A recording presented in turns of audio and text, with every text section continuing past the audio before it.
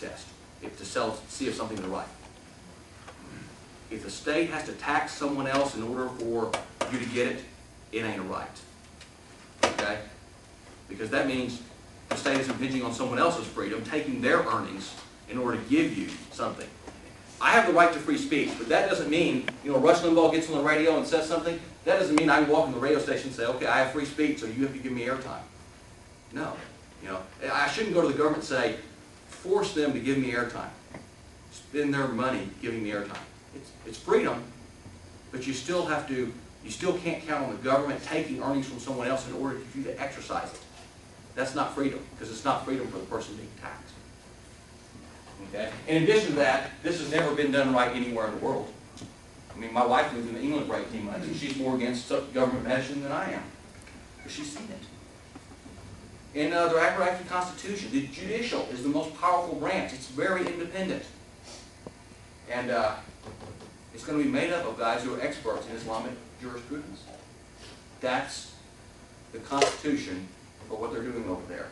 So, I don't agree with the goal. Whether we're winning, whether we're losing, I don't care.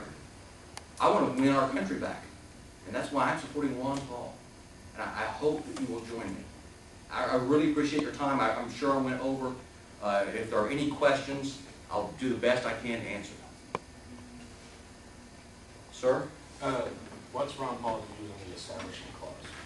I've heard there has been some debate over what he feels with the Establishment Clause that the government should not interfere nor favor a certain religion.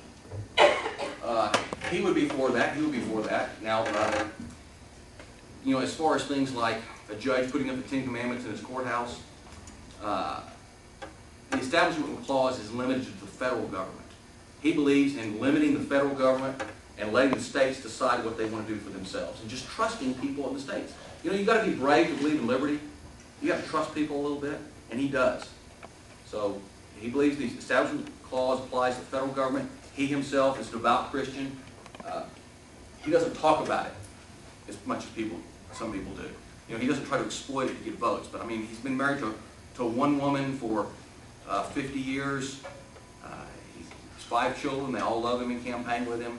I mean, he's living an exemplary Christian personal life. Quotes scripture, but he doesn't quote scripture on television.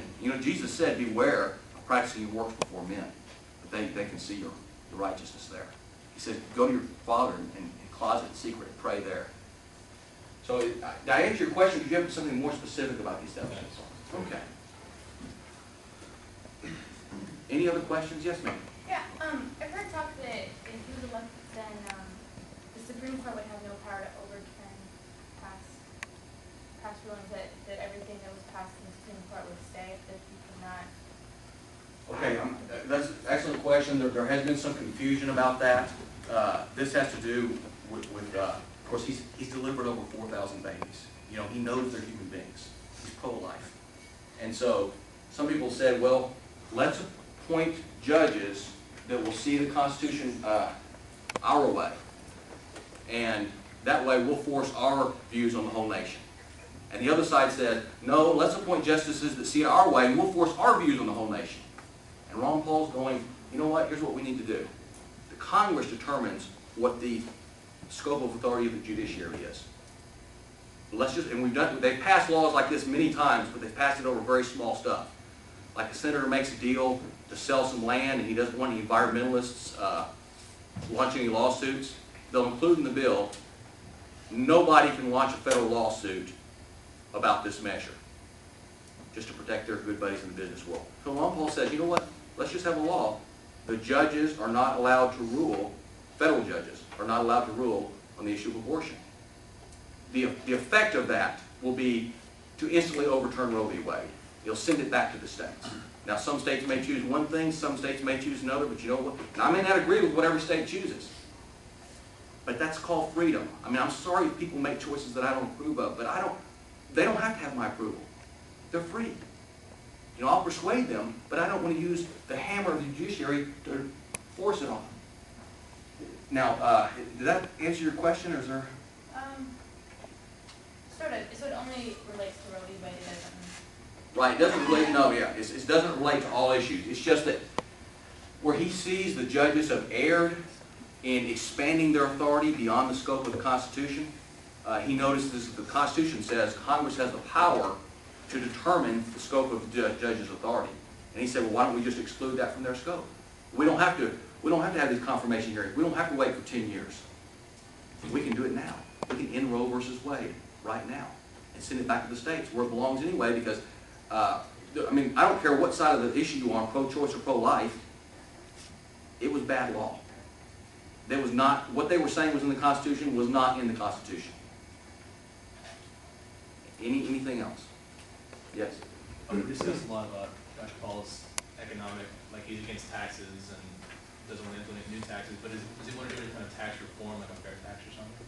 Okay, fair tax, excellent question. Folks, he doesn't want to do the fair tax because the fair tax is going to be a disaster. It's an embarrassment for me that there's a candidate from my state that's pushing the fair tax. What the fair tax is a national sales tax. Some people have said 23%. The sales tax is going to have to be 30% to get 23% of the total purchase to be taxes. So basically a 30% national sales tax on top of the state sales tax. Okay? The other candidates say this will eliminate the IRS.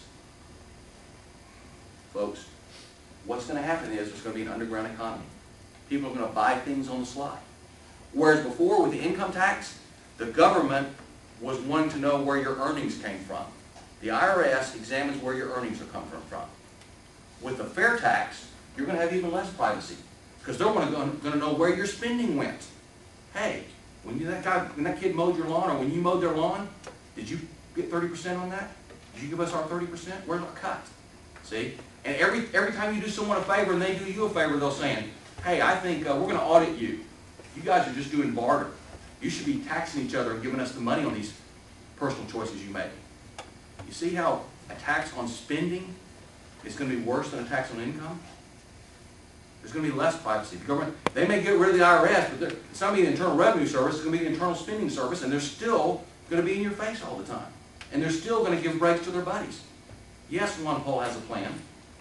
If you can get spending down to where it was 10 years ago, then we don't need the individual income tax.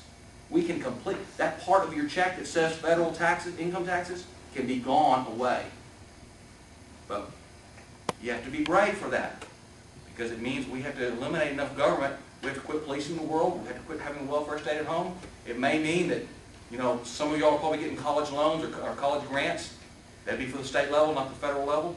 But you'll be paying for those college grants for the rest of your life.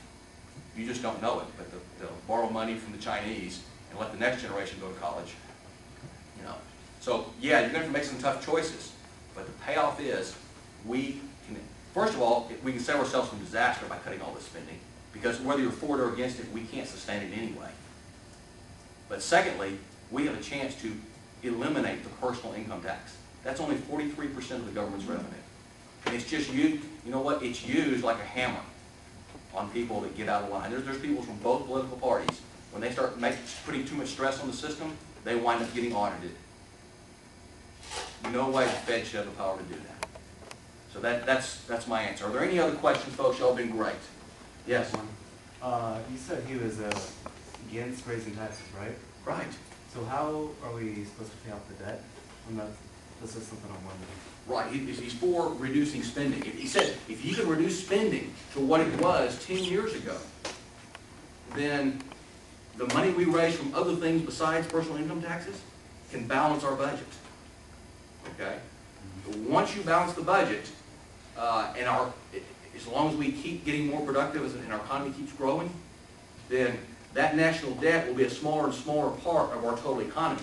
It's like when you're making $300 a week, $1,000 sounds like a lot of money.